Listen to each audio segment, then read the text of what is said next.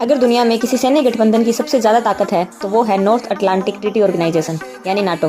30 से ज्यादा देशों का ये गठबंधन ऐसा है कि अगर किसी एक देश पर हमला हो जाए तो पूरी दुनिया की सबसे ताकतवर सेनाएं एक साथ जवाब देती हैं। तो चलिए जानते हैं आज की इस वीडियो में नाटो की कहानी इन्फोवर्स के साथ। दूसरे विश्व युद्ध के बाद दुनिया दो हिस्सों में बट गई। एक तरफ था यूनाइटेड स्टेट और उसके सहयोगी देश और दूसरी तरफ सोवियत यूनियन।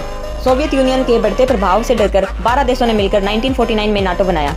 इसकी शुरुआत हुई नॉर्थ अटलांटिक ट्रीटी पर हस्ताक्षर करके। नाटो का मुख्य सिद्धांत था कलेक्टिव डिफेंस यानी एक पर हमला सभी पर हमला। नाटो का सबसे महत्वपूर्ण नियम है आर्टिकल 5। इसका मतलब है कि अगर किसी नाटो सदस्य देश पर हमला होता है तो बाकी सभी नाटो के देश उस देश की तरफ से युद्ध करेंगे। यह नियम केवल एक बार लागू हुआ था, सितंबर 11 अटैक्स के बाद, जब नाटो देशों ने यूनाइटेड स्टेट का साथ दिया था। आज नाटो में 31 सदस्य देश हैं, जिसमें United state, United kingdom, France, Germany, Italy और हाल ही में फिनलैंड और स्वीडन भी नाटो में शामिल हुए। नाटो के देशों का कुल सैन्य खर्च दुनिया के सैन्य खर्च का लगभग 55 से 60% है।